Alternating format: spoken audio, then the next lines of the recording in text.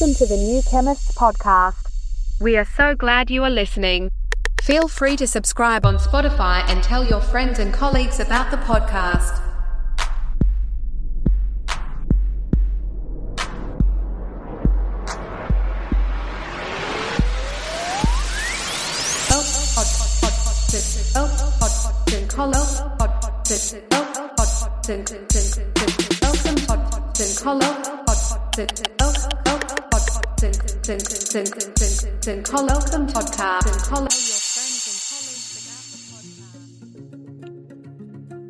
Our Deepest Fear by Marianne Williamson. Our deepest fear is not that we are inadequate. Our deepest fear is that we are powerful beyond measure. It is our light, not our darkness, that most frightens us. We ask ourselves, who am I to be brilliant, gorgeous, talented, fabulous? Actually, who are you not to be? You are a child of God. Your playing small does not serve the world. There's nothing enlightening about shrinking so that other people won't feel insecure around you. We are all meant to shine as children do. We were born to make manifest the glory of God that is within us. It's not just in some of us. It's in everyone. And as we let our own light shine, we unconsciously give other people permission to do the same. As we're liberated from our own fear, our presence automatically liberates others. Our Deepest Fear by Marianne Williamson.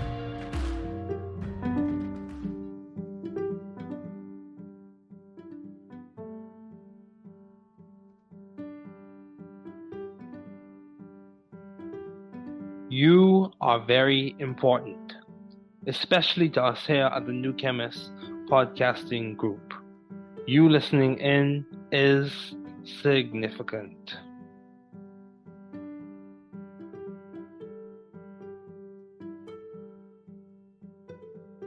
Vous êtes très important, surtout pour nous ici au New Chemist Podcasting Group. Votre écoute est significative.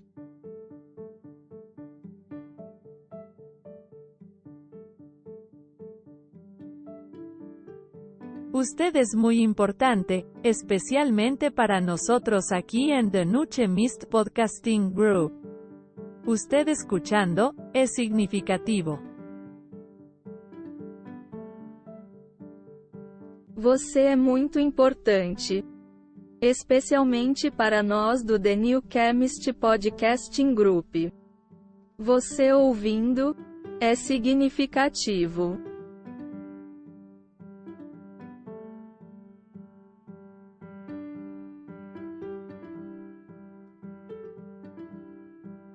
Είστε πολύ σημαντικοί, ειδικά για εμάς εδώ στο The New Chemist Podcasting Group. Το να ακούς είναι σημαντικό.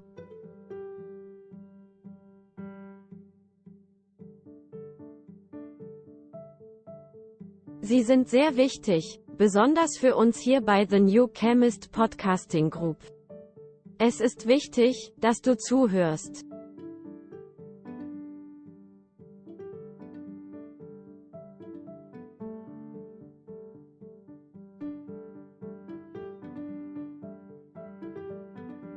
Je bent erg belangrijk, vooral voor ons hier bij The New Chemist Podcasting Group.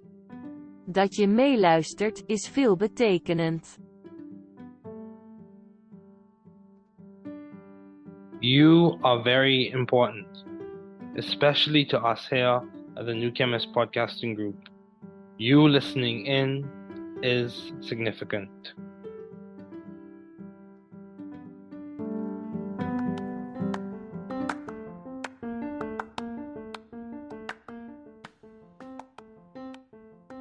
Welcome to the New Chemist Podcast.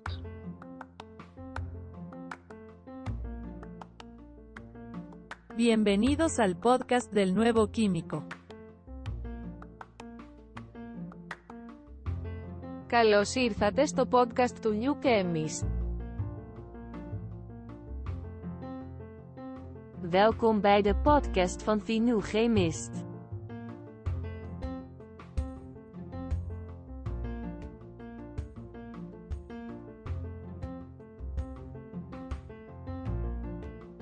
Bienvenue sur le podcast du nouveau chimiste.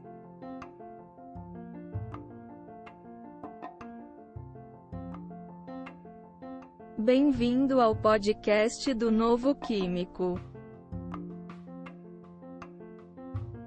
Welcome to the New Chemist podcast.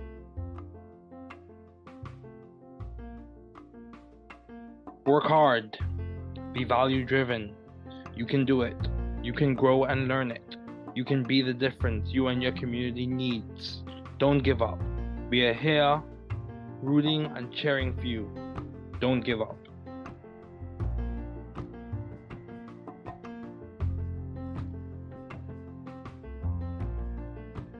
Travaillez dur. Soyez axé sur la valeur. Tu peux le faire. Vous pouvez grandir et l'apprendre. Vous pouvez être la différence dont vous et votre communauté avez besoin. N'abandonnez pas. Nous sommes ici pour vous encourager et vous encourager. N'abandonnez pas.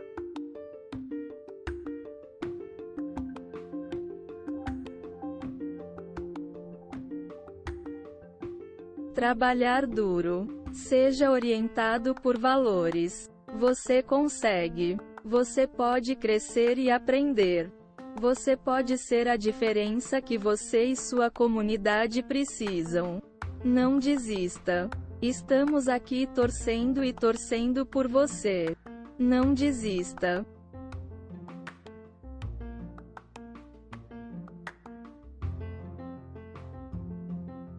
Δούλεψε σκληρά. Να οδηγείτε στην αξία. Μπορείς να το κάνεις. Μπορείτε να μεγαλώσετε και να το μάθετε. Μπορείτε να είστε η διαφορά που χρειάζεστε εσείς και η κοινότητά σας. Μην τα παρατάς. Είμαστε εδώ για να σας ζητοκραυγάσουμε. Μην τα παρατάς.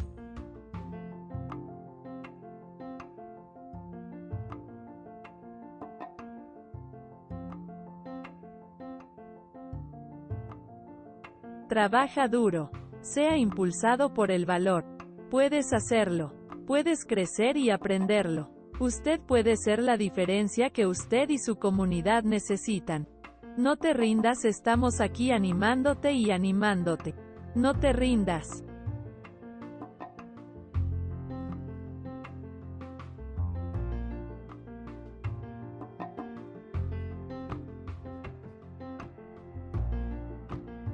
Werk hard. Wees waardegedreven. Je kunt het. Je kunt groeien en leren. U kunt het verschil zijn dat u en uw gemeenschap nodig hebben. Geef niet op. We zijn hier om voor je te roten en te juichen. Geef niet op.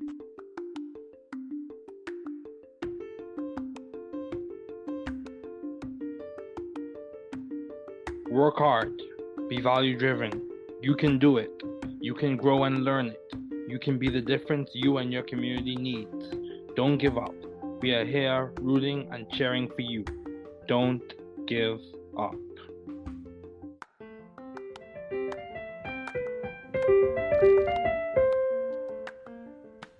Thanks for listening. We're glad you were able to tune into this podcast.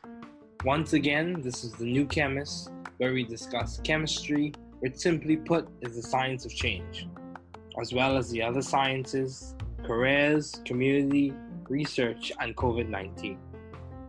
Thanks again for listening. Note, the views on this podcast represent those of my guest and I.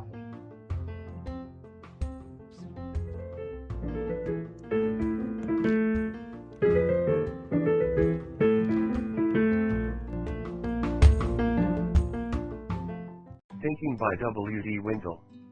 If you think you are beaten, you are. If you think you dare not, you don't. If you'd like to win, but you think you can't, it is almost a cinch you won't. If you think you'll lose, you've lost. For out in this world we find, success begins with a fellow's will. It's all in the state of mind. If you think you're outclassed, you are. You've got to think high to rise. You've got to be sure of yourself before you can ever win the prize. Life's battles don't always go to the stronger or faster man, but sooner or later the man who wins is the man who thinks he can. Remember, strategy, hard work, collaboration, and execution. You can do it. You can do it.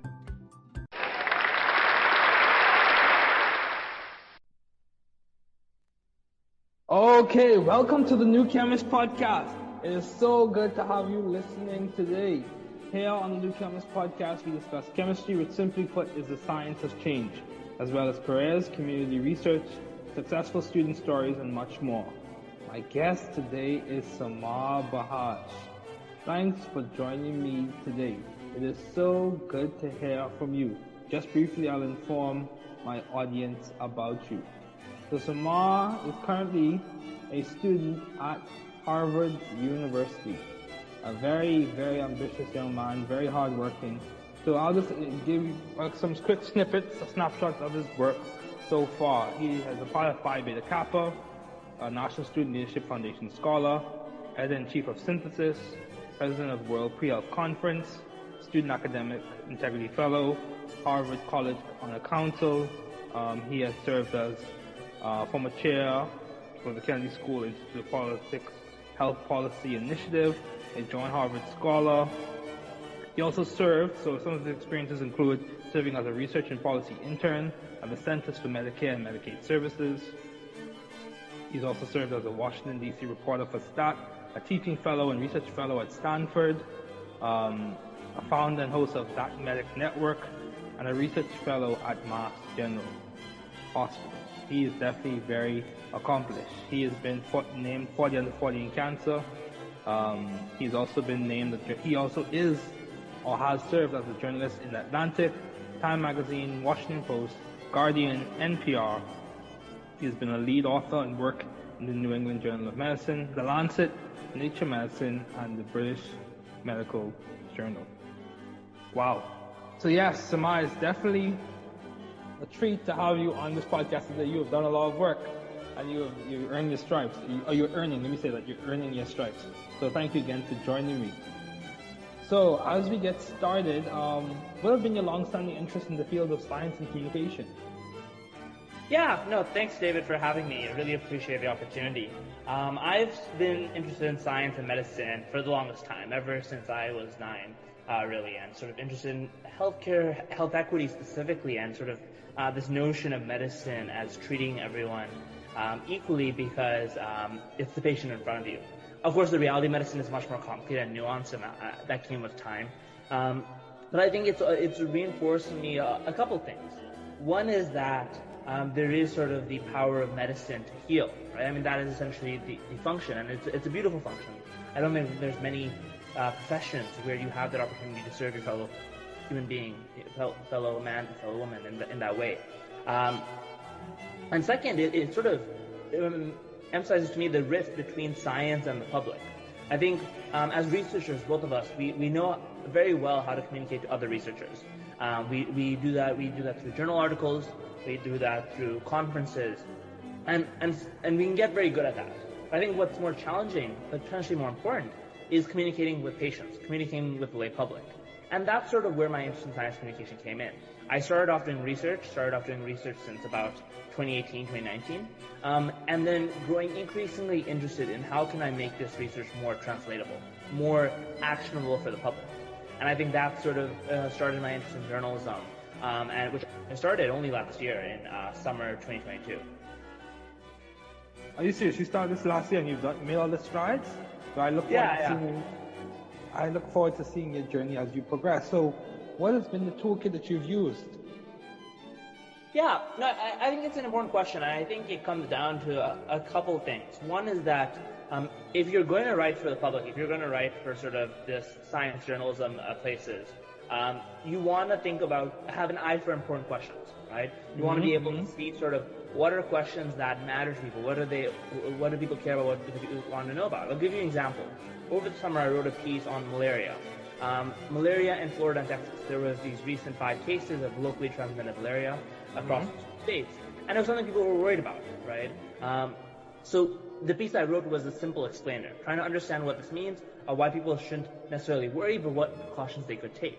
And it was, enormously well read, right? Because it spoke to what people cared about, what mattered to them, right? So one thing is you want to make sure that you have an eye for important questions and you're able to write about it in a way that's clear and compelling. That's the second thing, right? Being able to write about it in a way that's clear and compelling.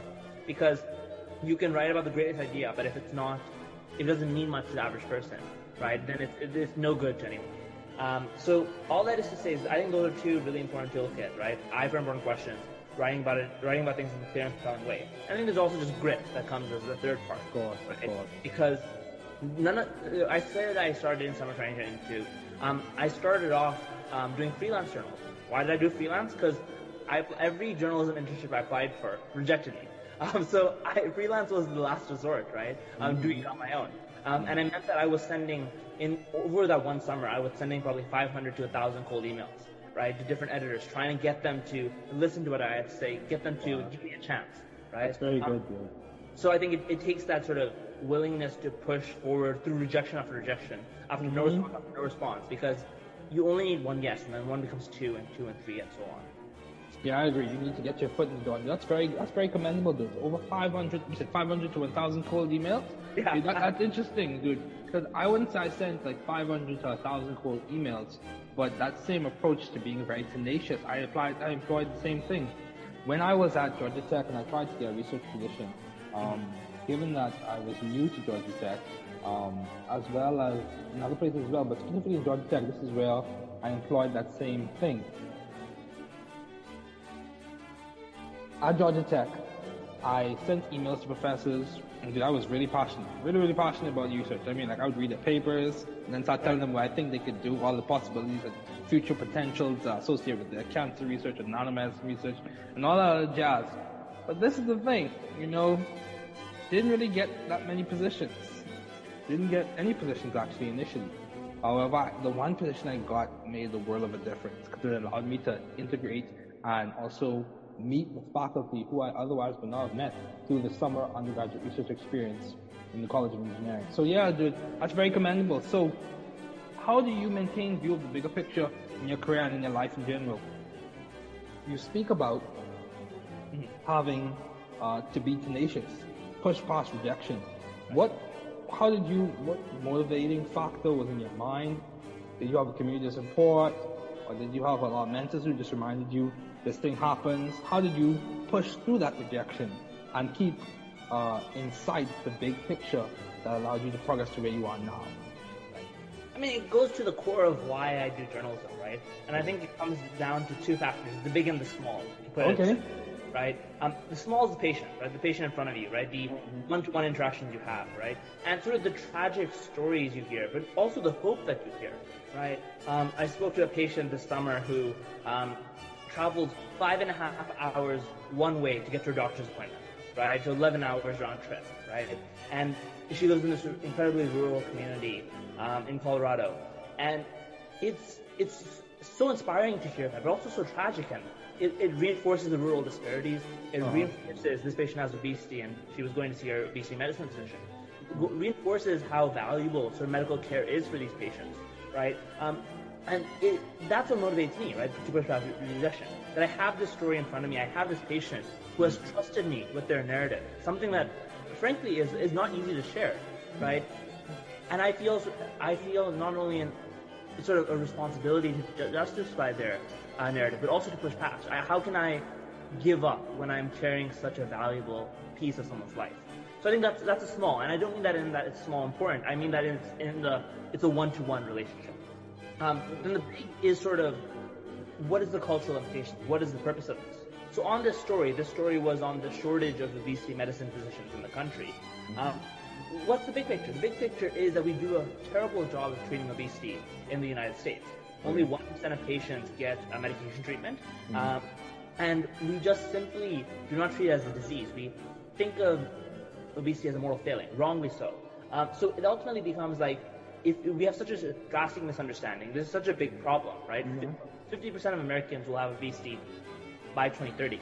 So the big picture is that I have to be doing something to set the narrative in a more positive, productive, less stigmatizing direction. So I'm motivated by that too, right? I think it's sort of these dueling factors, not dueling, complementary, that keep me motivated even when you hear rejection after rejection. Because there's a patient on the other hand, and there's a social ill that, again, not many people are paying attention to. So I think that's what motivates me when it was quite easy to just step aside and give up. Wow, that's very good, man. It's very good. So the value in the story, as well as the benefit of you pursuing the story, is basically what kept you going after you pushed, even when you experienced rejection. So that's very good. So how have you been adaptive and creative in the field of science communication? So when you write your articles, is it your perspective that you think is complementing to you being creative, or how is it in the approach to the information? What is it that you bring to the table that allows you to have such success, the success that you've had to date? What is it, the creativity? What is it that's driving it? I mean, I think it's a couple of things. I appreciate sort of you calling it success. I mean, it's all, I appreciate that. But I think the first thing is sort of having a wide eye. And I'll tell you what I mean. Just sort of looking at across different disciplines, right? I've written about everything from lung cancer screening to sepsis machine learning, to pig heart transplants, to bladder cancer surgery recovery, right? And there's benefits to having sort of this wide eye. You get to learn a lot about different fields, and you get to draw implicit connections that make your insights more valuable, more tangible. I think there's also something to be said about just writing in a compelling and narrative way, right? I mean, as humans, we reach out for narratives, right? When there's a narrative around us, it's instinctive. And I think it's this field of creative nonfiction that I think is really worth knowing about, worth emphasizing. Creative nonfiction is the idea of using fiction techniques, right? So fiction techniques, what is that? Like setting a scene, right? Character building, right? Drama. And using that in a nonfiction sense, right? Because again, those are the things we cling to as humans, right? And when you're going to be writing about something as potentially archaic or as potentially just intangible, like pig heart transplants, right? I mean, you and I, like, we have never seen a pig heart transplant. It's hard to even imagine that, right? But if you write about it in a way that's compelling and interesting and creative, right, you draw people in and you can teach them something or two about science, something or two about history, something or two about the ethics. Okay, that's good. That's very good. So how have you found the right environment for your thriving scientifically and intellectually? So you're now at Harvard. You're at Harvard studying for undergrad. How was the process to getting there? What can you give us some insight into the story to getting there? What did you have to overcome? What did you have to do? What did you have to pursue? What did you have to not do? Right. Give or take, within measure, to be on this podcast. I mean, to be at Harvard. Yeah. Of course. I mean, the Harvard admissions process is its own black box, right, of sorts. So I don't have so much insight into what I did, especially to get in there. But I mean, at the end of the day, I think it's just like my philosophy to life is sort of putting 100% in everything you do, right? And what does that mean, right? It means when I'm sort of doing this podcast with you, I'm going to put 100% of myself into it, right? Oh, yes. Sort of writing an article for, let's say, Stat News, I'm going to put 100% into that. When I'm with my friends, right, and just chatting over dinner, I'm going to put myself 100% into that, right? All that is to say is that I think each of these things are personally meaningful to me, and I want to make the most of it. And I think sort of that's a generally potentially a good philosophy in life. At least I like to think so. And I think that perhaps that was why, right, that helped me get here. But I think more generally, it's just being willing to try new things, right? Being willing to experiment, being willing to test oneself in different ways. I mean, journalism is the prime example of that, right? If you told me 4 years ago, right, that, or even frankly 2 years ago, that I was going to be a journalist, right, or I was going to at least be writing for popular press outlets, I wouldn't have believed you. I would have in fact laughed at you, right? Not because I think any less of journalism, but because I couldn't imagine myself being able to do that, right? I just like, it was totally out of the realm of possibility. But here I am today, and that was simply because I tried. And not everything you try is going to be successful. This is sort of the nice exception. But it teaches you something about yourself. It teaches you something about your interests. Yeah, I agree. And this is the thing I hear echoing, like almost like an undertone that's kind of effervescing, if you will, from this conversation is the ability to be resilient. Yeah. Being resilient. And this is the thing, resiliency or the capacity to be resilient is almost like a toolkit, if you will. Because when you become or you gain the capacity to be resilient and you learn the strategies that you need to push through adversity, you carry that skill with you to the next situation or next accomplishment or next challenge. Yeah, dude, I could relate to you relate to your story in a lot of ways, in that, when I started undergrad, I didn't picture where I would be right now. I did not know. The path to getting to where you are is, at least for me, it wasn't linear. It wasn't linear by any stretch of the imagination, but it's enjoyable when you see the fruits of your hard work. So what would you say has been one of your most effective and impactful pieces or ideas or practices or projects? Yeah, it's a good question, and I think there's a couple of different answers I could give you. I could give you sort of the piece I wrote on pig heart transplants for The Guardian that has won several awards. I could tell you sort of a piece I wrote on sepsis machine learning, right? That came after my grandfather died of sepsis, and I wanted to find some way to understand his condition and process it myself, and that came through the article.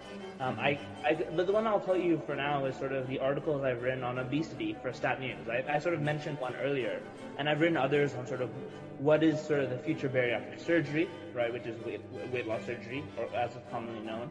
I've written another one on sort of what my doctors do, given that these new weight loss drugs seem to have some protection of the heart. They help protect the heart and against major cardiovascular events.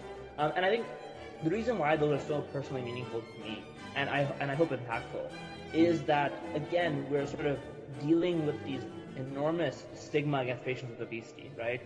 These people that are, frankly, some of them who are just trying to find treatment, just trying to find dignity and respect in our society. And the power of journalism, to me, is not just in telling stories, right? We can tell stories in the campfire, right? And that's valuable, but it's not just in telling stories, it's in the opportunity to change culture. It's in the opportunity to shift policy. I'll give you a couple of examples of that, right? For example, I wrote a piece in March on smoking and sort of how this one town in the U.S. is banning anyone born after January 1st, 2000 from buying cigarettes in the town, right? It's a really interesting law, especially a way to phase out, grandfather out cigarettes.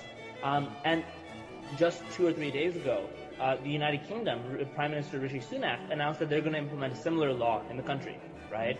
I'd written this piece in The Guardian, right, a major British newspaper. It's possible that one of his sort of cabinet members or Prime Minister Sunak read it himself, and maybe that influenced his decision. So I think journalism is, there's 2 lessons from that anecdote. One is that a lot of journalism is just throwing things out into the ether, right? I will never know, frankly, if Prime Minister Sunak read my article, right? It's possible. Maybe, but unless it's so. But I think I don't need to know. I think the emphasis is I don't need to know, right? Okay. I've spread my information in a wide audience, read by hundreds of thousands of people, right? And I have faith that it will influence policy, and I've taken the steps to try to put it into the hands of policymakers, sending it, emailing it to people in the UK, people in Australia, other people who are considering this law. So all that to say is that it's sort of the benefit of that one-on-one approach that a doctor might take, right, where you're able to really help a patient, you're really able to touch their life in a meaningful way, and the benefit of the journalistic approach, where maybe you won't have as sort of personal connection, right, or as sort of immediate of an impact, but you have much more scale, and I think you need to do both. Wow, dude, this is very good. Very, very good. Like, your persistence in that you email it directly to the people. That's good, man. This is good. Yeah, that's very good. So, how do you maintain a balanced life given all your responsibilities and accomplishments? So, what practices have you implemented as a student? You said you're a senior, right? Correct? Senior? Yeah. So you're a senior at Harvard. How do you maintain balance? How do you make time for the fun, the hard work, the future goals, and still keep a smile? How do you do all of that? Smile is important. You can do all 3 and not have a smile. A smile is important. There's probably people who work hard but have trouble being happy. Isn't that something? Yeah. I think it goes back to something I was saying earlier about that 100%, right? And I really try to bring 100% to everything I do, right? And I don't do it the obvious question is then, Simar, when you have time for yourself? And I think for me, the work that I do, I've deliberately selected it. I've deliberately chosen it because it energizes me. It's meaningful to me, right, in a way that is hard to quantify, right, where other people might be tired or exhausted by the work. I feel even more energy, right, when doing some of these things, right, because I think, again, it comes back to big and small, right? I have sort of a very clear understanding of why I'm doing what I'm doing and what the purpose is. And that is motivating. Now, it means that sometimes I have to make a sort of sacrifice. I have to decide whether I'm going to do X or Y. I frankly can't do it all. Right? And I don't propose that I can. So the question then becomes is that things come in phases, right? Maybe today I won't be able to go play tennis with my friends because I have this paper revisions that are due tonight, right? So it's talking back and forth and giving yourself grace when you're not able to sort of do everything that you might want to do, or giving yourself grace when you might have to pull out something that you really wanted to do. And I think it's really about being hard on the problems, or being hard on sort of the issues, right? But not being hard on yourself, right? Wow. I'm going to write that down. I'm going to have to write that down, Simar. I'm going to write that down. And you keep going. This is good. Yeah, I mean, all that is to say is that, the work that I do can be quite serious, right? We are dealing with people that are dying, frankly, people who are just don't feel safe in the healthcare system, right? So I try to keep a smile in my face and sort of be happy just more generally, not because it's sort of a farce or this like image I'm trying to portray into the world, but because I don't want to burn myself out, right? I'm dealing with people's stories and I want to maintain them, right, with the respect they deserve, and sort of enjoy life. When I'm not working on my work, I have to be enjoying life for what it is, right? And even enjoying the work that it comes, right? I'm dealing with serious things, but I'm also enjoying the opportunities that I have to spread awareness about this, try to motivate policy change, try to motivate culture change. I think that's a large reason why I do journalism, because it's a powerful way to change culture. Yeah, I completely agree. I'm all about giving people grace and giving yourself grace. That aligns with my faith perspective and faith tradition. But yeah, dude, this is the thing, in a similar way, that's the reason why I've done podcasting. And that's the reason why I've done like science communication, even in some instances written books and then made them completely free. So yeah, I've written articles, literature reviews that took me a very long time, and then just made it completely free. Now, some may question why make it free. You could charge. That's a different conversation for a different time. But the purpose of all of this has been towards changing the way people perceive chemistry education and chemistry concepts, to make it more accessible, to make the correct insights, salient information from people like yourself, people like Dr. Langer, people like Dr. Amrian Brown, people who are big players or who will be big players like yourself in the science community, having them share their strategies and insights and methods of processing and methods of decision making and methods of going through transitions in their careers and in their personal life so that other people can benefit from it. And of course, the metrics do reflect that it's progressively becoming more and more received. But so how do you maintain teamwork and vision in your classroom and in your workspace, in your projects? Do you have collaborators often, or is this primarily the work that you do by yourself? Everything I do is a team effort, right? There's nothing I do that's on my own. Right? And I'll tell you Are you sure? You sure? You seem like you could do it yourself, man. Everything comes down to a team, and I think. Oh my goodness. I think sometimes people ask me, Simar, how do you do all that you do? Because I'm not doing it alone, right? I'm doing it as part of a team. It takes the village, right? And I'll give you a couple of quick examples, right? In every research paper, there's not a single research paper I've done where I'm the sole author, right? It's always as part of a team. I'm always leveraging other people's insights. I'm learning from them. Hopefully they're learning something from me as well, right? It's a shared dialogue. On my journalism, right? I might be the person that's listed on the by Simar Bajaj, but really there's an editor who has been my sounding board, has been editing my piece, thinking through the structure. They're my sources who have informed me. Journalism is really an opportunity in humility, right? It's a class in humility, because in every conversation I go to, I'm the least knowledgeable person in the room, right? So it really teaches you how to learn and listen, right? And bring them into the conversation. It's a team effort. It's not just the journalist writing about someone. It's a journalist writing with someone. And I think that's sort of like the teamwork is ultimately essential, because there's only so much I can do. There's only so much that I want to do just with my expertise alone, right? There are unique synergies and unique opportunities to partner and make something that's bigger than the sum of its parts. So I think all that is to say is that the teamwork comes in every aspect of my life, and I couldn't be here without sort of like a village, literally a village of people behind me. The differentiating aspect of collaboration, or the synergistic aspect of collaboration, that's very, very good, man. That's very good. In that, collaboration, I like what you said. You said it's a class act in humility, in that you are speaking with people who have a degree of expertise that you may not have at this time. And that's many times the case with these podcast interviews. Some of the times I've been exposed to some of the material, but these people have a niche expertise. Like you yourself, you have a niche expertise in the work that you do. So yeah, it's definitely a treat and an honor. So why did you choose chemistry and history of science, as well as global health and policy to focus on undergrad at Harvard? Why did you choose those? So I started off at Harvard studying history of science and global health and health policy.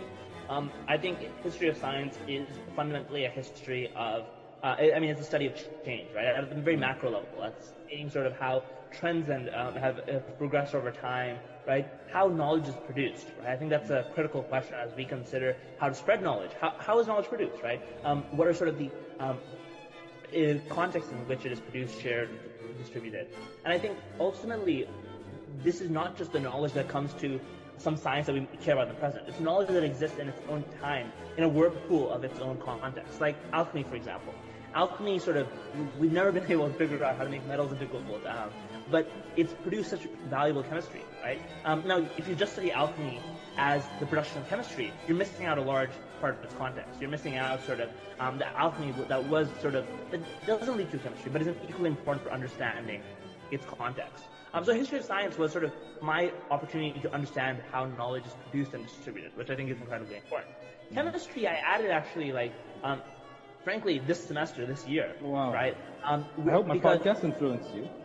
I'm sure it did. And, the reason why was I was talking to an advisor, and he's like, Simar, you're secretly a chemistry major. I told him, no, I'm history of science. He said, Simar, you are 2 to 3 classes away from getting a degree in chemistry. And I was like, I was shocked, and I found out I was secretly a chemistry major, so decided to make it more official. But, the way I see chemistry is not that, I don't claim to be a chemist, and I think that would be false of me to say. What I claim to be is sort of use it as a way of understanding science. Use it as a way, I like how you framed it at the beginning, sort of change, right? That's what chemistry ultimately is, right? It is electrons moving between orbitals, right? It is photons coming out. Okay, let's go to town. If we can talk about chemistry, let's go to town.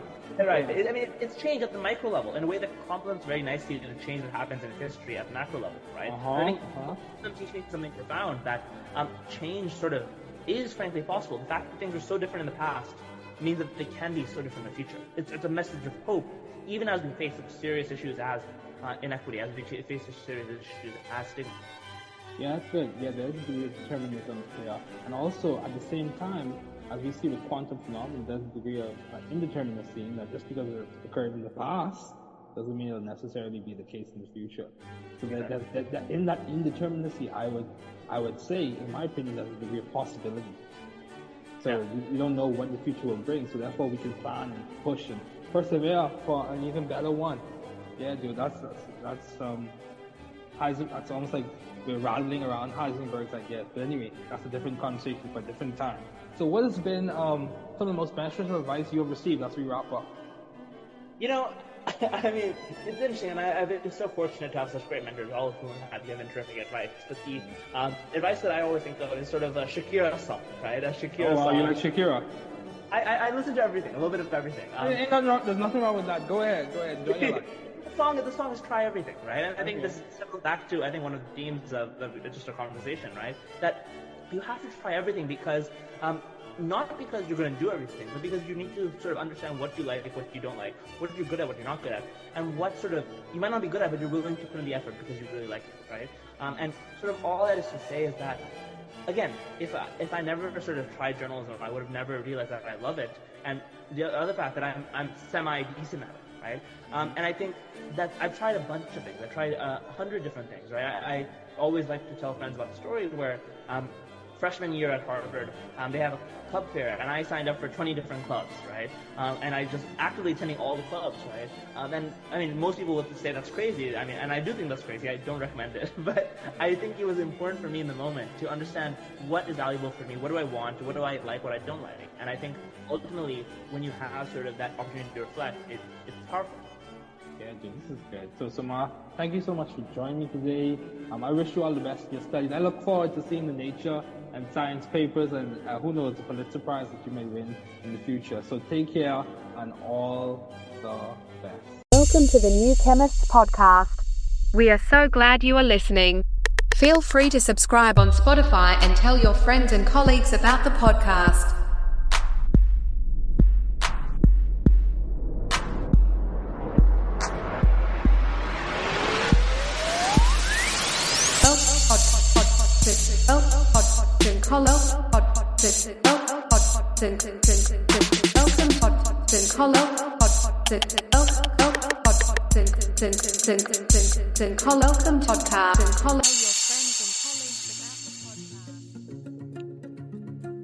Our Deepest Fear by Marianne Williamson. Our deepest fear is not that we are inadequate. Our deepest fear is that we are powerful beyond measure. It is our light, not our darkness, that most frightens us. We ask ourselves, who am I to be brilliant, gorgeous, talented, fabulous? Actually, who are you not to be? You are a child of God. Your playing small does not serve the world. There's nothing enlightening about shrinking so that other people won't feel insecure around you. We are all meant to shine as children do. We were born to make manifest the glory of God that is within us. It's not just in some of us, it's in everyone. And as we let our own light shine, we unconsciously give other people permission to do the same. As we're liberated from our own fear, our presence automatically liberates others. Our Deepest Fear by Marianne Williamson.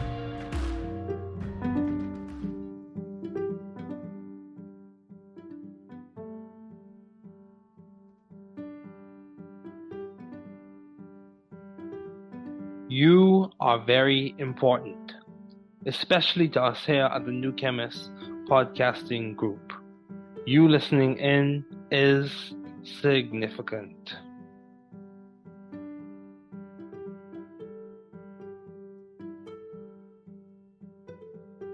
Vous êtes très important, surtout pour nous ici au New Chemist Podcasting Group. Votre écoute est significative.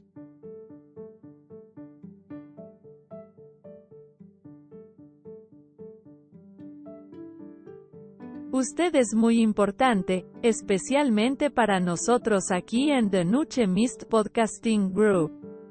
Usted escuchando, es significativo. Você é muito importante. Especialmente para nós do The New Chemist Podcasting Group. Você ouvindo, é significativo.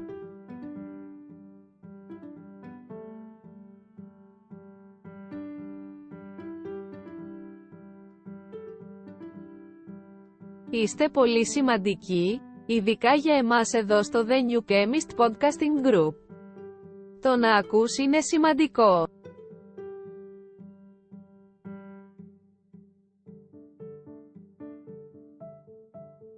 Sie sind sehr wichtig, besonders für uns hier bei The New Chemist Podcasting Group. Es ist wichtig, dass du zuhörst.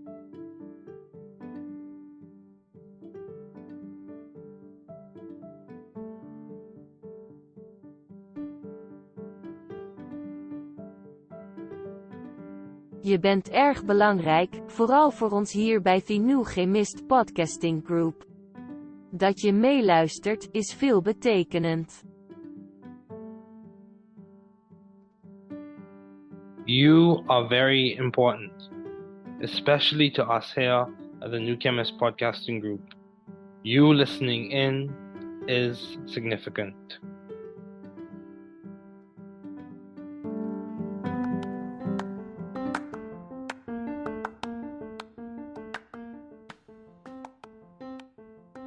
Welcome to the New Chemist podcast.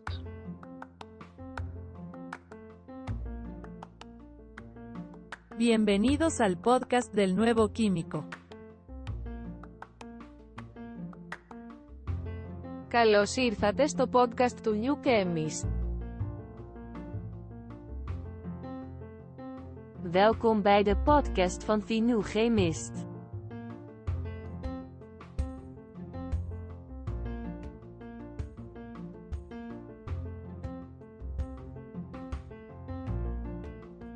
Bienvenue sur le podcast du nouveau chimiste.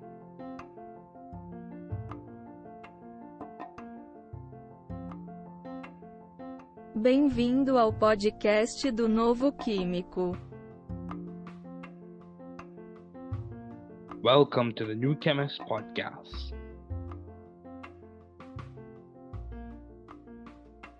Work hard. Be value-driven. You can do it. You can grow and learn it. You can be the difference you and your community needs. Don't give up. We are here, rooting and cheering for you. Don't give up.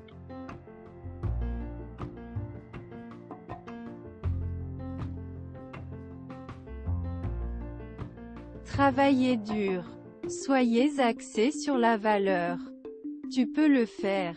Vous pouvez grandir et l'apprendre. Vous pouvez être la différence dont vous et votre communauté avez besoin. N'abandonnez pas. Nous sommes ici pour vous encourager et vous encourager. N'abandonnez pas.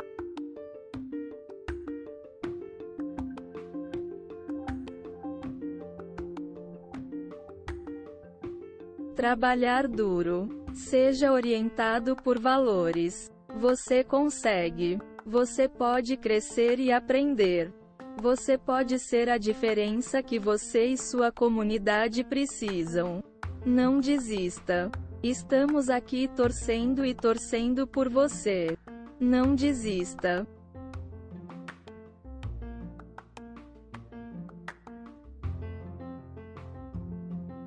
Δούλεψε σκληρά. Να οδηγείτε στην αξία. Μπορείς να το κάνεις. Μπορείτε να μεγαλώσετε και να το μάθετε. Μπορείτε να είστε η διαφορά που χρειάζεστε εσείς και η κοινότητά σας. Μην τα παρατάς. Είμαστε εδώ για να σας ζητοκραυγάσουμε. Μην τα παρατάς.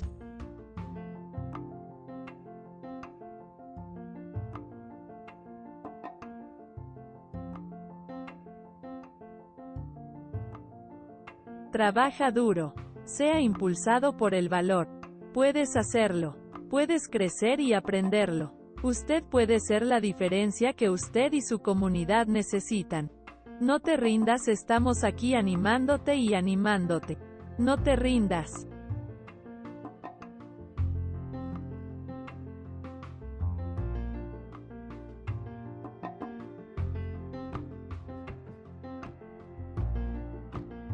Werk hard.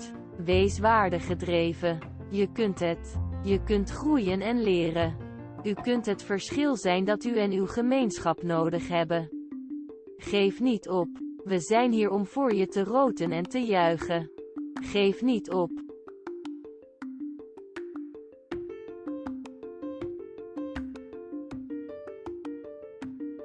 Work hard. Be value-driven. You can do it. You can grow and learn it. You can be the difference you and your community needs. Don't give up. We are here rooting and cheering for you. Don't give up.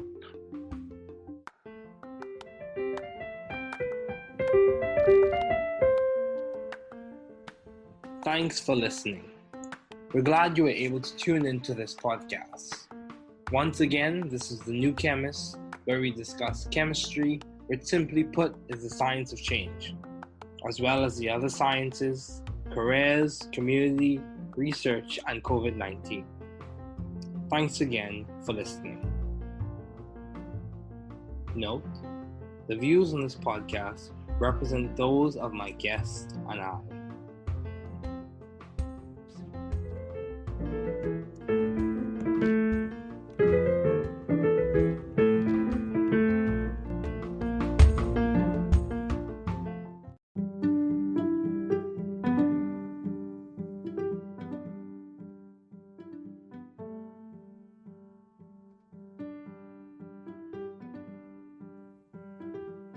You are very important, especially to us here at the New Chemist podcasting group. You listening in is significant.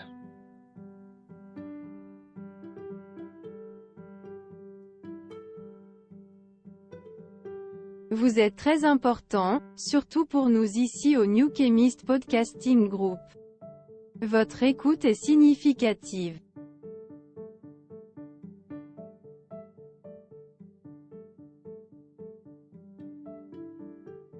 Usted es muy importante, especialmente para nosotros aquí en The New Chemist Podcasting Group.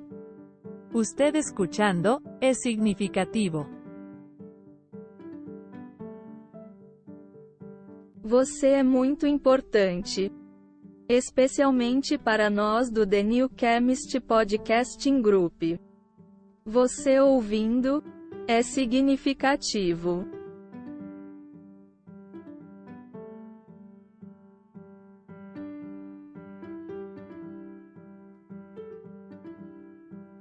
Είστε πολύ σημαντικοί, ειδικά για εμάς εδώ στο The New Chemist Podcasting Group. Το να ακούς είναι σημαντικό.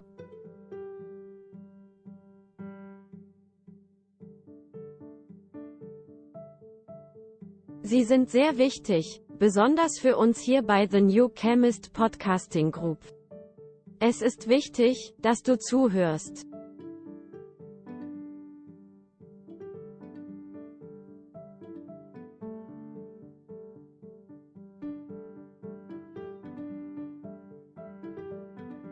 Je bent erg belangrijk, vooral voor ons hier bij The New Chemist Podcasting Group. Dat je meeluistert, is veelbetekenend. You are very important, especially to us here at the New Chemist Podcasting Group. You listening in is significant.